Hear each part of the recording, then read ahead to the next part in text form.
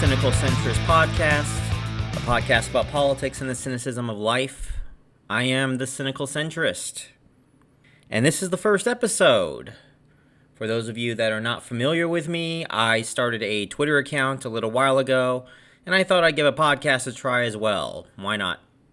I wasn't quite sure how I was going to introduce myself, but I thought about it, and it's like, well, I'm trying to stay anonymous for the most part, so talking about who I am, where I'm from, and all that other stuff would make absolutely no sense.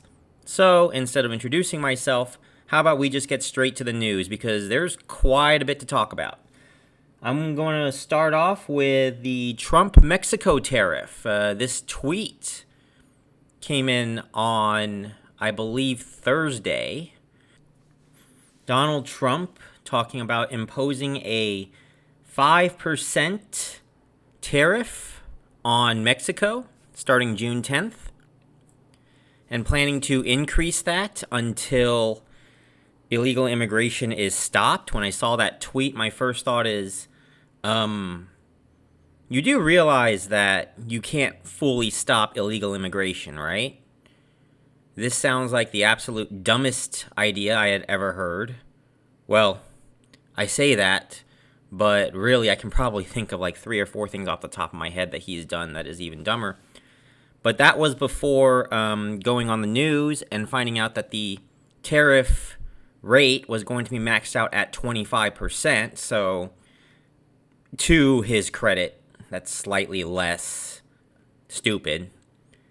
But, again, going back to the illegal immigration thing, you do realize that you can't fully stop illegal immigration, right? Even if you put up a wall, you're still going to have people that can dig under it.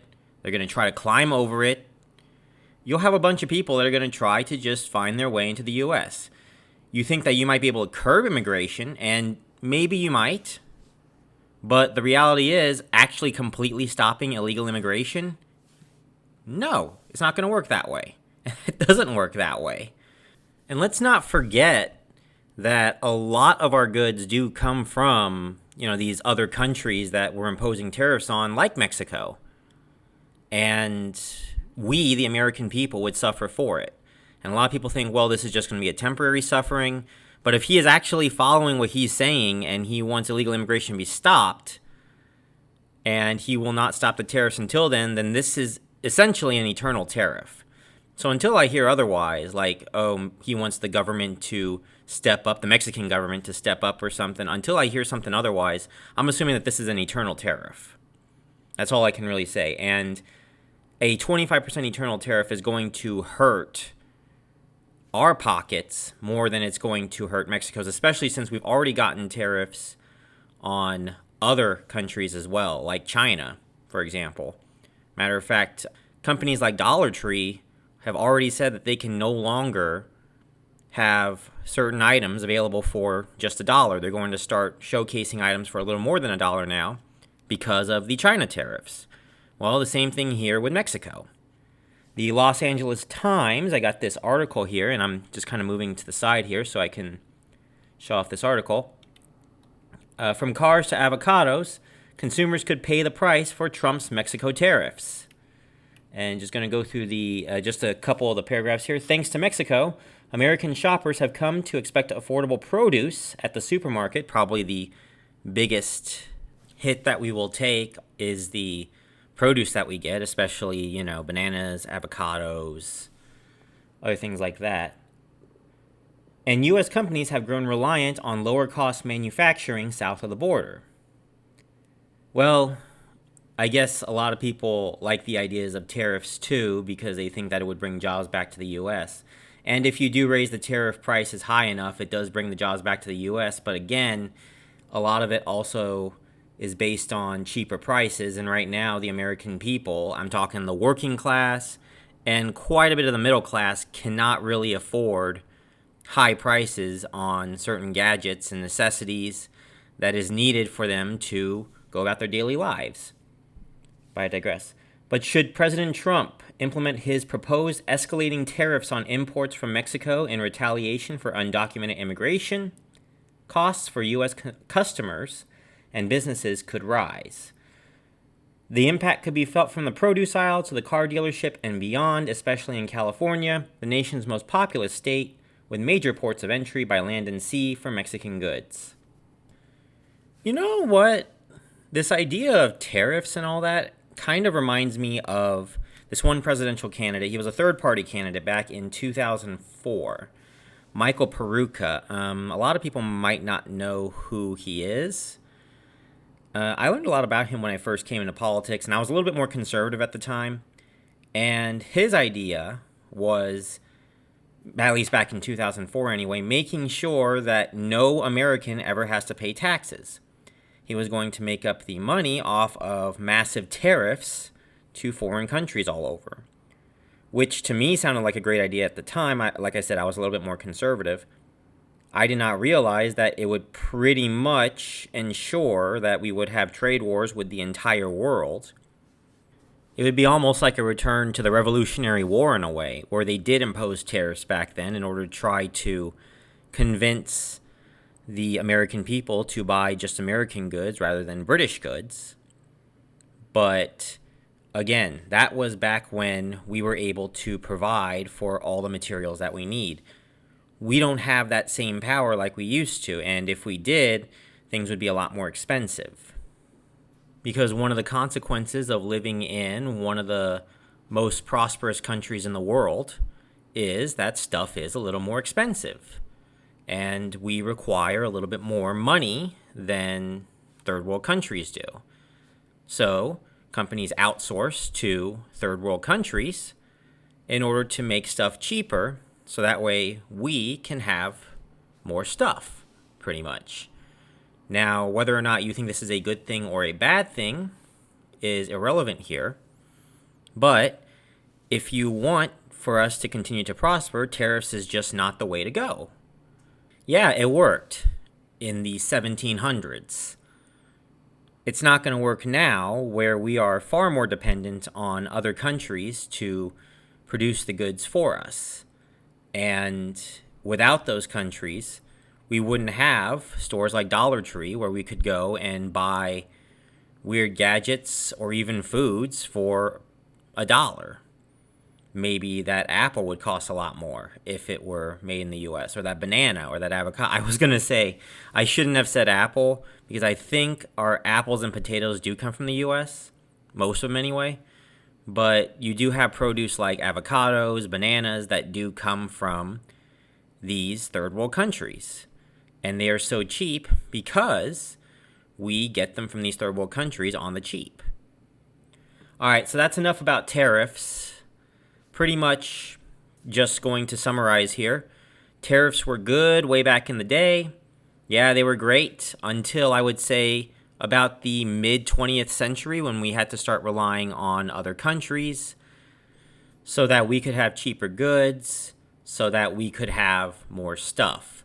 And if we want to continue to have more stuff, and I'm putting that in quotes, more stuff, then yes, we are going to need the help of those countries. Now, I don't expect President Orange, Donald Trump, to really understand that. I actually, way back in the 2016 election, I thought to myself, a lot of people started calling Donald Trump orange. And I thought to myself, well, he's kind of a little bit annoying too. So I thought to myself, oh, the annoying orange, like that cartoon character on YouTube. So I will once in a while call him the annoying orange, for those of you that are wondering why I call him President Orange, El Presidente Orange, the annoying orange. That's the reason why. Moving on. I don't really expect Trump to understand this entire concept that tariffs do cause harm to the American people. He's probably just thinking, in a business sense, that, hey, if I strong-arm these guys to get them to do what I want, even though they suffer and we suffer, at the same time, I'll get what I want because we have more power. That's probably what he's thinking. Or we have more resources, or we have more money, that we can hang on longer than these other countries, and they will eventually give in. But continuous tariffs on all the countries that he might not like is going to cause more damage to the American people. Because it's like, getting punched repeatedly. First one might not hurt as much as you might hurt a guy of weaker strength, but after the 100th or 150th, you're going to feel pretty beat up. And that's how the American people will be feeling. They're going to feel pretty beat up. Sorry to say. But again, I don't expect Trump to fully understand that. Being a politician, being a businessman, not really being a part of the working or middle class himself. And that's one of the reasons why a lot of people think that Trump is an incompetent president, and due to the scandals that he has, would like to see him impeached. And let me talk very briefly about the impeachment before I take this to a break. I know there are a lot of people, liberals mostly, on Twitter that want to talk about wanting to impeach Trump and trying to push Trump to resign or be impeached. And I have seen hashtag after hashtag after hashtag this week over impeachment. And I assume the main goal of this is to remove Trump from office. Well, if that is your main goal, is to remove Trump from office before the election, I've got a little bit of bad news for the liberals.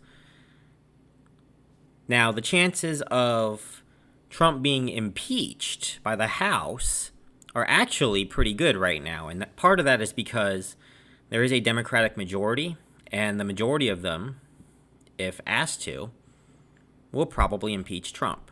So the chances of him being impeached are good. However, I need to remind you all that impeachment does not mean removal. A removal from office requires a 2/3 vote by the Senate. So in reality, all impeachment is going to do is just piss off Trump. And he can use that to say that the Democrats are trying to put him into a witch hunt and rally up his base. And then we're going to have a lot more problems at that point. If you were to remove him from office, or if you tried to remove him from office, you would require 20 Republican senators to agree with you. That's 20 out of the 53 there. That's about a little under 40%. Do you really think that 35 to 40% of Republican senators are going to agree with the Democrats to remove Trump right now? It would make their party look terrible if they did that. Absolutely terrible. And his replacement is arguably even worse. Like, you guys have not forgotten that Mike Pence is a deeply religious fellow, right? I mean, he would be potentially even worse for many liberals. You want to talk about having issues with LGBT rights now. Could you imagine what happens when a deeply religious evangelical Christian takes the presidency? What's he going to do for LGBT rights? The best option for Democrats and liberals right now is to vote Trump out. You get Trump out, you get Pence out, and then, of course, you can keep the House and try to gain a few more seats in the Senate, which is going to be a little bit easier than it was in 2018 when you had to defend all but like 9 seats. And I really do think that it's going to be an easier road for the Democrats to beat Trump. I mean, his approval ratings are not great, and they don't have Hillary Clinton running, who was very ridden with scandal. And I do think Hillary Clinton technically should have won because she did win the popular vote, but yeah, she did not win the Electoral College vote. And in my opinion, it's going to be a lot easier for a Democrat, as long as they stay away from scandals and as long as they make it about the economy for the everyday American. I don't see them having much of a problem against Trump. I'm going to be honest with you. I do think that Donald Trump is going to be an underdog pretty much regardless of who he faces. And it doesn't matter if it's an establishment candidate like Joe Biden, Kamala Harris, or if it's an anti-establishment candidate like Bernie Sanders, or even an outsider like Andrew Yang. I really don't see any Democrat candidate, at least right now, able to lose to Donald Trump. Now, obviously, that will change as time goes by. But to me, the biggest thing, as long as they stay away from major scandals, and as long as they make it about the economy and healthcare and trying to help out the everyday American, I think that the Democratic nominee, whoever that may be, is going to have no problem. Now, of course, I have a preference as to who I would like to challenge Donald Trump, but I will save that for another time. All right, we're going to go to break now.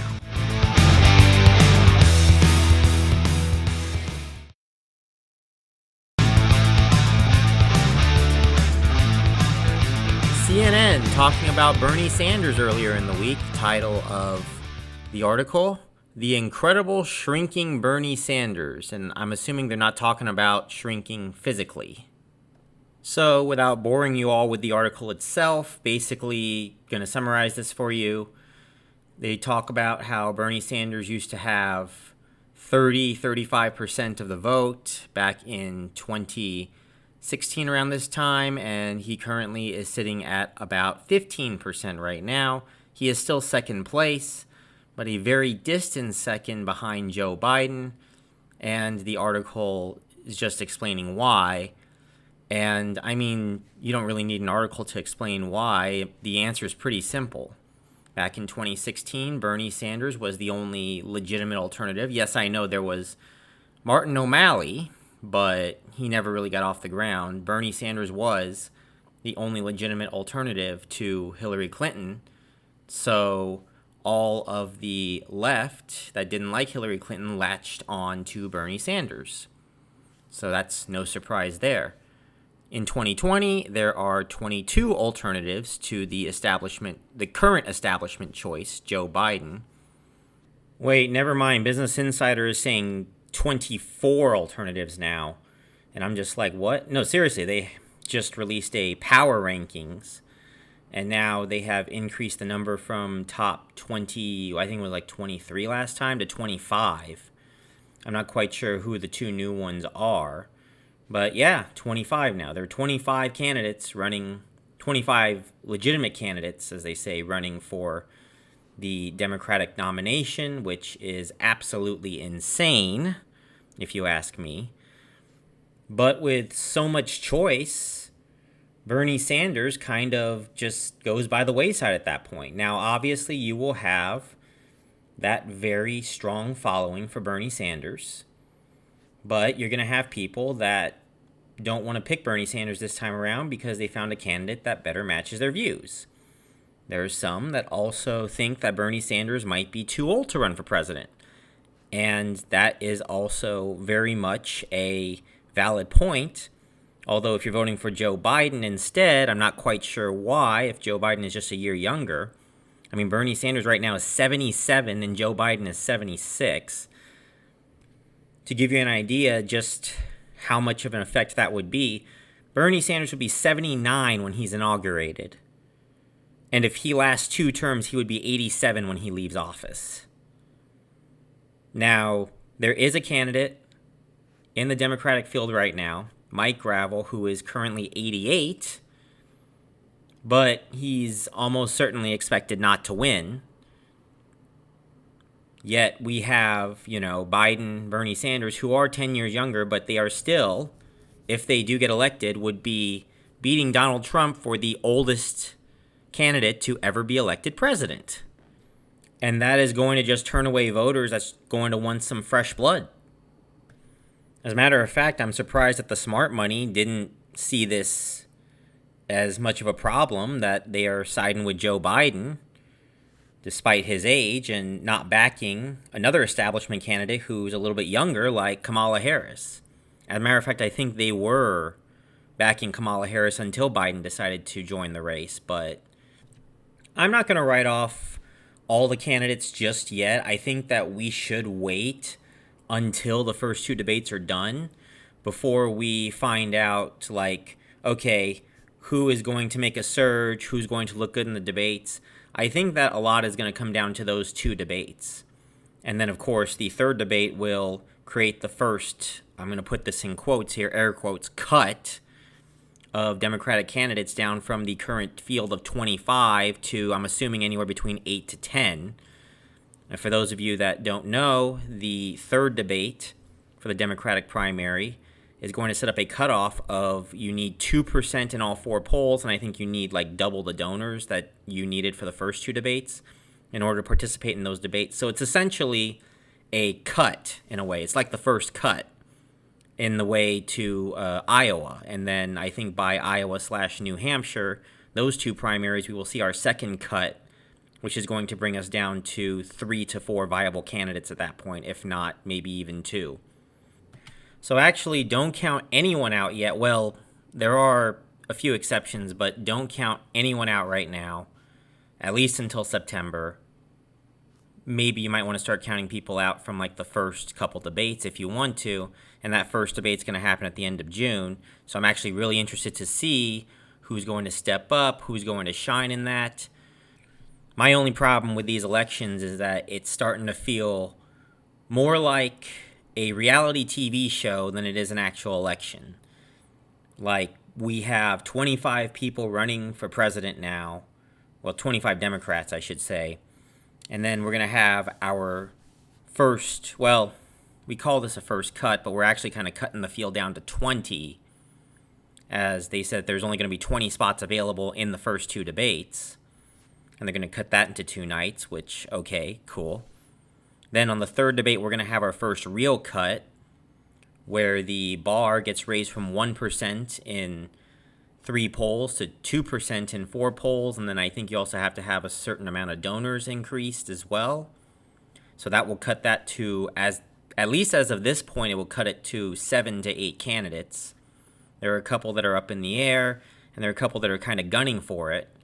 But we're still looking at about 7 to 8 candidates at that point. And then, of course, we'll have that final cut, which should happen after the Iowa or New Hampshire primary, where candidates just start dropping out like flies. Now, at that point, you might still have 1 or 2 wayward candidates from the previous areas with the debates and whatnot that should have been eliminated that are still going to try to run in the election, but they're not going to have any chance of winning.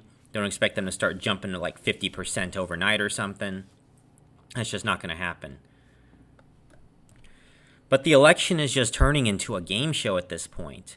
I mean, already, I see the general election, the Electoral College, almost like a game show where you win a certain amount of points if you get a state, instead of actually focusing on the popular vote. Like, you get 3 points if you win Wyoming, or 6 points if you win Nevada, or 55 points if you win California. Woohoo! Now the primaries are turning into a reality TV show in a way, where you have all these candidates and we have these little cuts depending on who makes the debates. All right, so before I move on, I want to give a couple special thanks. First, special thanks for the opening song to Audionetrics. That is audionetrics.com. They have hundreds of songs available for those who are podcasters and want to have an opening song. It is free with credit, so audionetrics.com, credit to them. Also to my good friend Pulsar over at Pulsar Radio, Wednesdays 6 to 9 p.m. Pacific Time, spinning new alternative rock, indie rock, punk, metal, hardcore, and more. Tune in at radiovegas.rocks. You can also go on his Twitter at Pulsar Smash and scan a barcode to download the Radio Vegas Rocks app for free. That's Pulsar Radio, Wednesdays, 6 to 9 p.m. Pacific. Alrighty, so enough pissing off conservatives. Time to go piss off some liberals. According to The Hill, Oregon passing a bill banning restaurants from offering customers plastic straws unless requested. The Oregon House overwhelmingly passed a bill Wednesday night that would prohibit restaurants from giving customers plastic straws unless requested.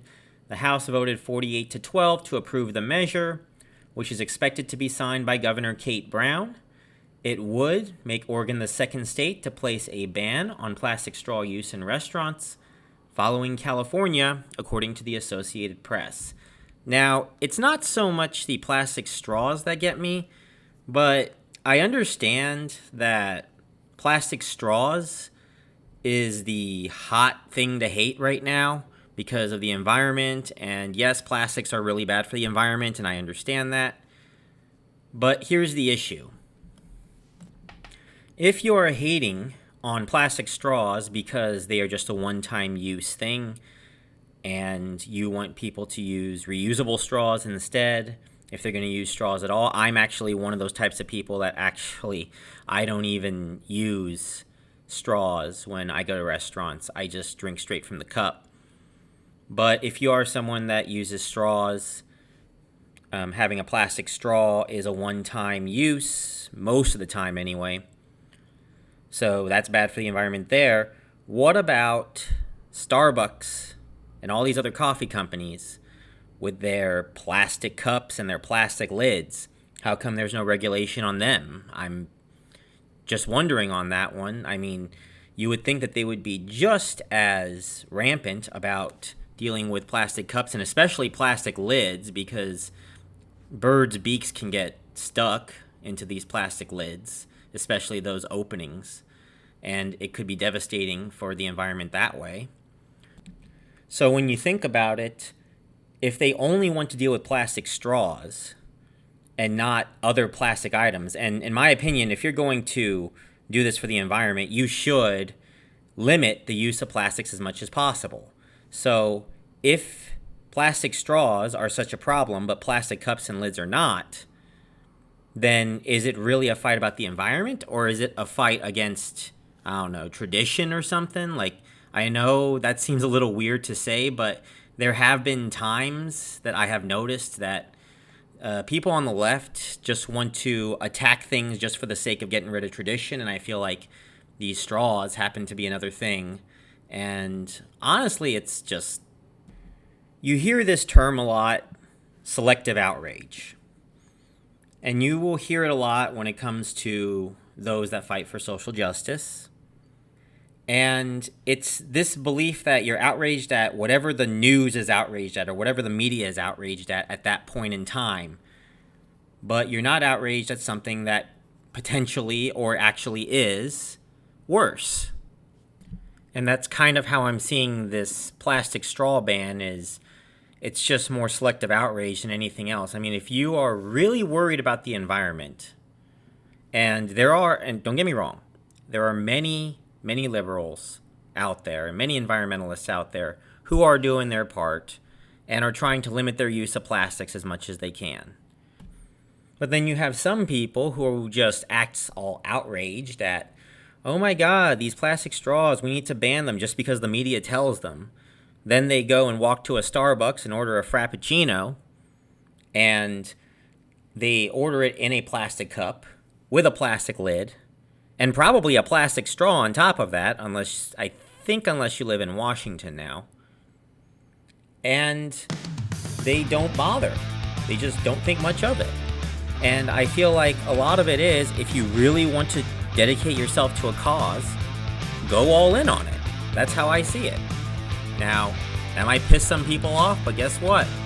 That's just how I see it. Sorry. All right, we're going to take a break, and then we're going to get to the final segment of the day where we're going to talk about the Department of Energy's Freedom Gas. You're going to love this one.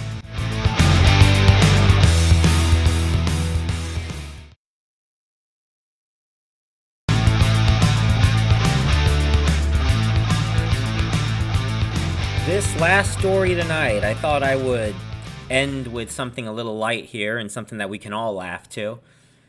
I am not taking this from, well, technically I'm taking this from the BBC, but I am going to be reading straight from a paper from the Department of Energy to Freeport LNG, reading increasing export capacity from the Freeport LNG project is critical to spreading freedom gas throughout the world by giving America's allies a diverse and affordable source of clean energy.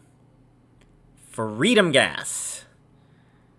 You guys remember 9/11? Now, I know a lot of younger viewers probably don't remember this, but 9/11, when we called French fries freedom fries, yeah, I thought that they got rid of that kind of term, and I'm just like, why? Just why? You know what, though? It's not a bad idea. I think I'm going to start naming my farts freedom gas. I'm going to sound the Liberty trumpet. I need a Liberty trumpet sound effect. I'm going to take a look and see what I can find, and maybe next week I can come up with something. I'm going to try to add some more sound effects next week, probably make this a little bit longer. My eventual goal is to try to get this to about 45 minutes to an hour. I think that's pretty much perfect there. 45 minutes to an hour is more than I'm willing to talk anyways about politics, but I think a lot of it is also going to depend on what's on the news. If it's a dead week for some reason, then maybe it might be only 30 minutes. If it's a long week filled with news, like election season or something, maybe it might go over an hour, who knows?